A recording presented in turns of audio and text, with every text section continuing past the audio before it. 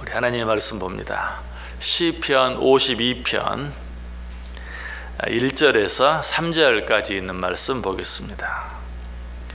시편 52편 1절에서 3절까지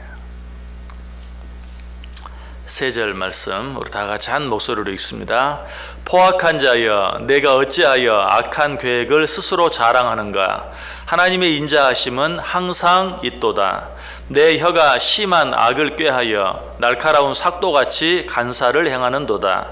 내가 선보다 악을 사랑하며 의를 말함보다 거짓을 사랑하는도다. 셀라. 아멘.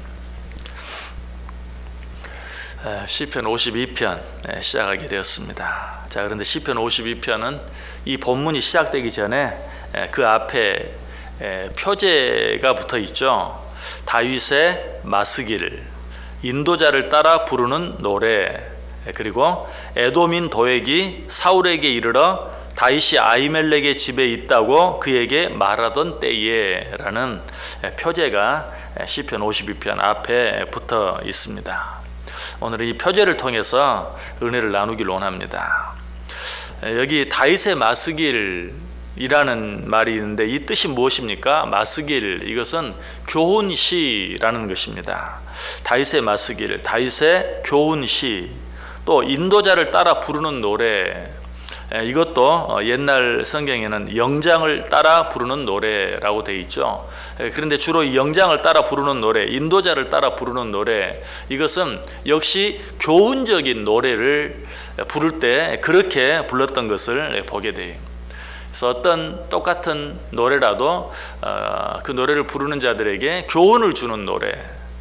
그렇다면 이 표제들이 의미하는 것이 무엇입니까? 이 시는 우리에게 무언가 굉장히 중요한 교훈을 주고 있는 시요, 교훈을 주고 있는 노래다라는 것을 알게 돼요.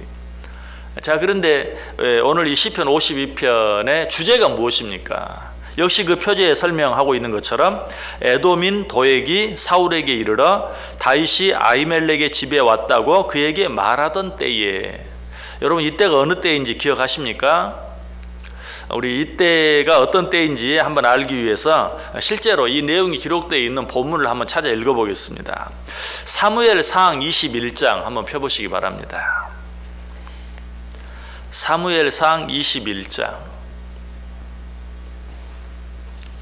1절에서 7절. 사무엘상 21장 1절에서 7절.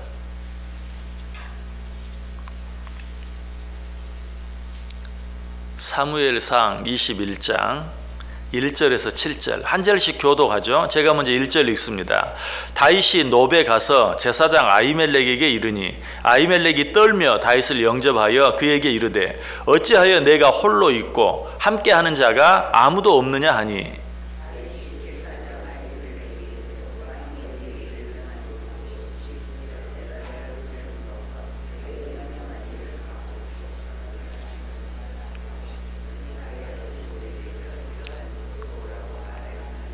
이제 당신의 수중에 무엇이 있나이까? 떡 5덩이나 무엇이나 있는 대로 내 손에 주소서 하니,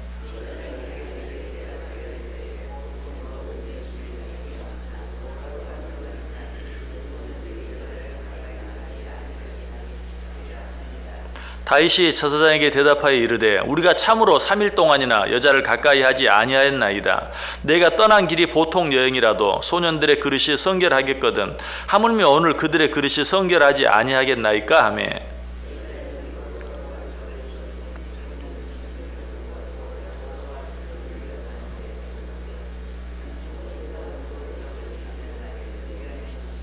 같이 읽습니다. 그날에 사울의 신하 한 사람이 여호와 앞에 머물러 있었는데 그는 도액이라 이름하는 에돔 사람이요 사울의 목자장이었더라. 아멘.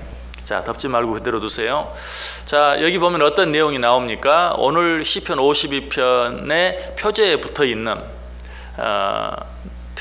있는 대로 다윗이 놋 땅에 있는 제사장 아히멜렉을 찾아갔을 때 일어난 일이 거기에 기록되어 있어요.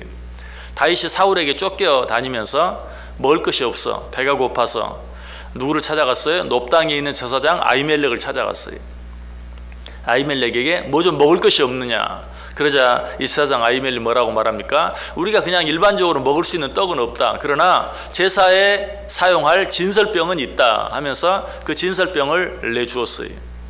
자, 그런데 이 일을 누가 보고 있었어요? 사울의 신하였던 도액이라는 사람이 그 모든 일들을 보고 있었어요. 7절에 나오죠. 그날에 사울의 신하 한 사람이 여호와 앞에 머물러 있는데 그는 도액이라 이름하는 에돔 사람이요 사울의 목자장이었더라. 지금 사울이 다윗을 쫓고 있는데 다윗이 사울에게서 도망하여 놉 땅에 있는 제사장 아히멜렉의 집에 피했고 아히멜렉은 그 다윗을 도와주고 있는 것이, 이것은 왕이 죽이려고 하는 사람을 도와준 것, 이건 뭡니까? 반역이. 자, 이 일을 보고 있던 사울의 신하였던 도액이 어떻게 합니까? 자, 이번에는 사무엘상 22장 한번 보세요. 사무엘상 22장 한 장 넘기셔서 9절에서 19절까지, 사무엘상 22장 9절에서 19절까지 역시 교독해서 읽어봅니다. 제가 9절 읽습니다. 그때에 에돔 사람 도액이 사울의 신하 중에 섰더니 대답하여 이르되 이새의 아들이 노베 와서 아히두베의 아들 아히멜렉에게 이른 것을 내가 보았는데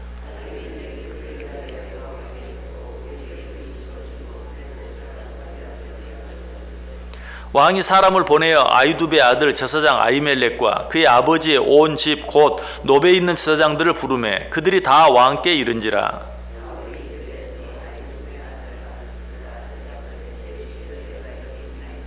사울이 그에게 이르되 내가 어찌하여 이새의 아들과 공모하여 나를 대적하여 그에게 떡과 칼을 주고 그를 위하여 하나님께 물어서 그에게 오늘이라도 매복하였다가 나를 치게 하려 하였느냐 하니,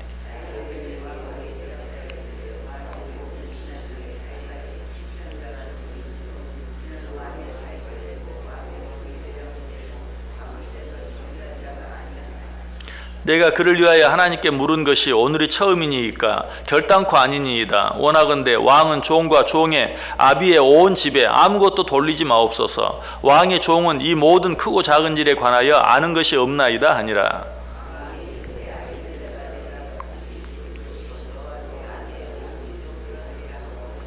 왕이 좌우의 호위병에게 이르되 돌아가서 여호와의 제사장들을 죽이라. 그들도 다윗과 합력하였고 또 그들이 다윗이 도망한 것을 알고도 내게 알리지 아니하였음이니라. 하나 왕의 신하들이 손을 들어 여호와의 제사장들을 죽이기를 싫어한지라.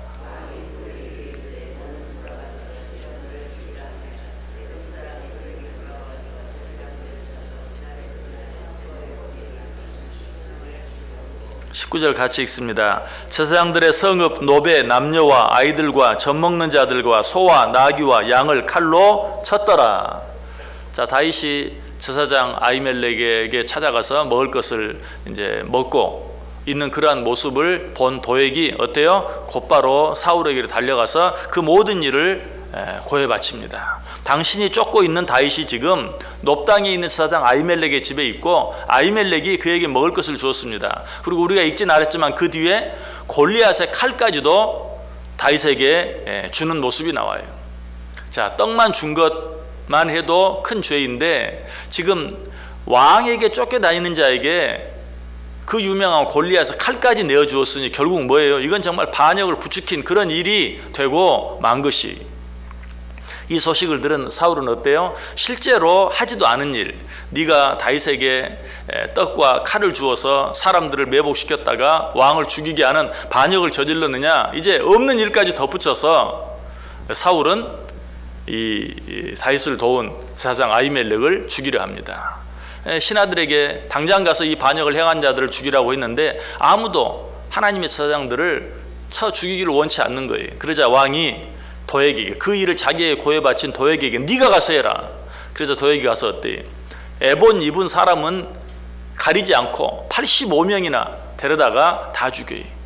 또 그 놉 땅에 아이와 젖먹는 아이들까지, 소와 나귀와 양까지 다 죽입니다. 그런데 그 가운데서 간신히 살아남은 한 사람이 있었어요. 아히멜렉의 아들 아비아달이었어요. 그가 다윗에게 달려가서 이 모든 사실을 다 알립니다. 얼마나 다윗이 비통했겠어요. 자기가 아히멜렉에게 찾아가지만 않았더라도 아히멜렉이 죽진 않았을 거예요.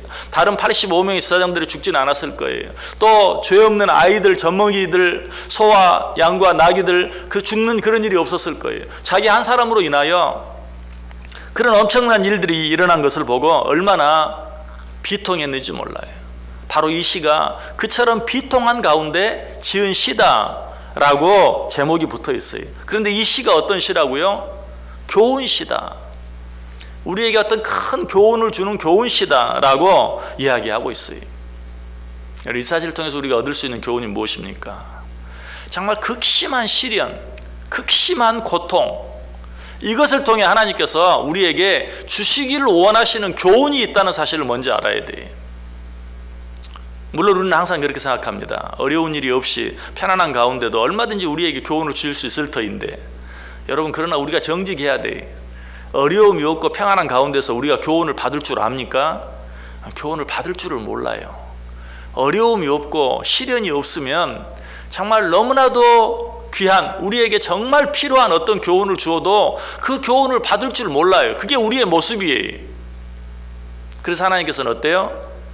상상할 수 없는, 견딜 수 없는 어떤 시련과 아픔과 고통을 통해서 우리에게 교훈을 주신다는 사실을 우리가 먼저 깨달아야 돼요. 우리가 인정할 수 있어야 돼요. 우리가 너무나 잘 아는 이야기가 있죠. 배 한 척이 파선했어요. 거기에서 간신히 살아남은 한 사람이 표류하다가 무인도에 떠밀려 오게 되었어요. 자, 무인도에서 살기 위해서 나뭇잎을 먹고 나무 열매를 먹고 나무 뿌리를 캐 먹으면서 생명을 연장합니다. 그래도 이 무인도 밤이 얼마나 춥던지 자기 몸 하나라도 추위로부터 보호해 줄 수 있는 온두막을 하나 짓죠. 나무를 아무것도 없는, 연장이 없는 가운데서 정말 힘들게 어렵게 나무가지를 베어서 꺾어서 온두막 하나를 지어 넣습니다. 그리고 거기서 이제 생활합니다. 한 달이나 걸려서 그 집을 지었어요. 하루는 이제 또 먹을 것을 구해야 되기 때문에 나무 열매를 따기 위해서 숲속으로 들어갔어요. 저녁 때쯤이나 되어서 또 먹을 것을 구해가지고 나오는데 보니까 자기가 그렇게 애써 지어놓은 온두막이 있는 곳에서 연기가 피어오르는 거예요. 놀래서 뛰어가 봤더니 어때요? 그렇게 애써서 지어놓은, 손톱이 다 빠질 정도로 애써서 지어놓은 그 온두막이 불에 타고 있는 거예요. 털썩 주저앉았어요. 어떻게 이럴 수가 있는가? 아무것도 할 수 있는 그런 기력이 없고 소망이 없어요. 절망 가운데 쓰러졌어요. 그러던 중에 잠이 들었어요. 그런데 인기척 소리가 나죠. 깨보았습니다. 사람들이 몰려오고 있어요. 저 바닷가에서 몰려오고 있어요. 이제 살았구나. 그들에게 달려갑니다. 아니, 어떻게 당신들이 여기 오게 되었습니까? 우리가 마침 이 바닷가를 지나가고 있는데 연기가 피어오르는 것을 보고 사람이 있구나 하고 그 사람을 구하기 위해서 왔다는 거예요. 너무나 잘 아는 이야기죠. 여러분, 바로 그와 같아요. 하나님이 그렇게 일하세요. 아무것도 없는 가운데서 정말 한 달이나 걸쳐서 오두막 하나를 지어 놓았는데 그게 불에 타버리는, 우리는 그런 일 앞에서 뭐라고 말하겠어요? 하나님, 어떻게 이럴 수가 있습니까? 내가 배를 타고 오다 파손한 것만 해도, 거기에 떠밀려서 이 아무도 없는 이 무인도에 정착한 것만 해도 정말 너무 힘들고 어렵고 고통스러운 일이었는데 거기서 살아보겠다고 오두막 하나를 애써 지어놨는데 그것까지 불에 타버리는, 하나님 도대체 어떻게 이렇게 할 수 있습니까? 그러나 결과는 무엇이? 하나님께서 그 일을 통해서 그 사람을 살려낸 것이, 하나님께서 그 일을 통해서 그 사람의 생명을 구원해 내는 것이, 이것이 하나님께서 일하시는 방법이.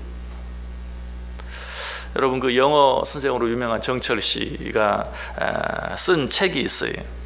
내 머리 사용법이라는 그런 책이 있는데 거기에 보면 행복도 행운도 불행도 다행도 모두 신의 뜻이다 라는 그런 글을 썼어요. 그런데 이 사람이 그 글을 쓰게 된 이유가 뭔 줄 아세요? 컴퓨터 자판을 이렇게 치다가 우리말로 행이라는 글씨를 치면, 근데 한글로 되어 있지 않고 자판 모두가 영어로 되어 있으면 나는 한글로 행이라고 친다고 쳤는데 영어로 무슨 글씨가 쳐지냐면 God, God 이라는 글씨가 쳐져요. 재미있죠? 우리말로 그냥 행복 치려고 행 쳤는데 자판이 영어로 바꿔져 있으면 God가 쳐지는 거지. 그걸 보고 이 사람이 그걸 쓴 거예요. 행복도 행운도 불행도 다행도 모두 신의 뜻이다. 뭐 구태여 이런 사람의 이야기를 우리가 인용할 필요도 없겠지만 우리가 기억해야 될 것은 뭐예요? 우리 인간 세상에서 일어나는 모든 행불행이 다 하나님의 뜻 안에 있다는 사실을 우리는 받아야 돼요. 그 하나님의 뜻이 뭐예요? 우리를 망하게 하는 것입니까? 아니, 우리에게 교훈을 주기 위한 것이, 아니 우리를 더 크게 축복하기 위한 것이, 이 사실을 알아야 돼요. 보다 실제적인 이야기 한 가지, 우리가 느헤미야 오랫동안 생각해 보았죠. 자, 느헤미야에 보면 느헤미야가 오늘 다윗처럼, 다윗이 자기로 말미암아 노베 제사장 아히멜렉과 85명의 제사장과 그 아이들과 젖먹이는 애들까지 소와 양과 나귀까지 다 죽게 되었다는 비통한 소식을 듣고 얼마나 괴로웠겠어요. 그 괴로운 가운데 이 시를 썼다 그랬죠. 그런데 느헤미야도 마찬가지, 바벨론 포로 가운데 있을 때 고국으로부터 온 사람들에게 자기 고국에 처한 어려운 소식을 듣죠. 성이 회파되고 불타고 이제 남은 것이 거의 없는, 소망이 없는 그런 고국의 소식을 들어요. 얼마나 비통했겠어요. 얼마나 그 마음이 아팠겠어요. 얼마나 그 아픔이 심했든지 고통이 심했든지 왕이 수용두는 사람으로서 왕 앞에서 그 얼굴에 수색이 가득했어요. 왕이 그 얼굴을 보고 네 얼굴에 수색이 있다, 무슨 일이냐, 너 내가 알기로는 건강한데 병도 없는 사람이 왜 얼굴에 수심이 가득하냐. 그저 느헤미야에게 이야기하죠. 우리 고국에 지금 이런 일이 있다고 합니다. 내가 어찌 수심이 없겠나이까. 왕이시여, 내가 우리 고국을 도울 수 있게 해주옵소서. 지금 느헤미야가 하는 말이 무슨 말이에요? 그 말은 아닥사스다 왕을 향해서, 바벨론을 향해서 반역을 하겠다는 말과 똑같아요. 그러나 그 결과는 어땠어요? 결국 그 일로 인하여서 52일 만에 예루살렘 성을 재건할 수 있는 기적이 일어났어요. 그것도 왕이 그래 갔다 와라 그 정도가 아니죠. 내가 그 성벽을 재건할 수 있는 자재들까지 보내줄게, 일꾼들도 보내줄게. 아니 네가 거기까지 가는데 혹시라도 너를 해할지도 모르니까 내가 너를 지켜줄 수 있는 군사들, 호위병까지 보내줄게. 안전하게 갈 수 있도록 통행지까지 줄게. 상상할 수 없는 기적이 일어났어요. 여러분, 그 기적이 왜 일어났다고 생각하십니까? 여러 가지 많은 이유가 있어요. 느헤미야가 그 소식을 듣고 어땠습니까? 기도하기 시작했어요. 그냥 보통으로 기도했습니까? 울며 기도했어요. 그냥 울면서만 기도했습니까? 금식하며 기도했어요.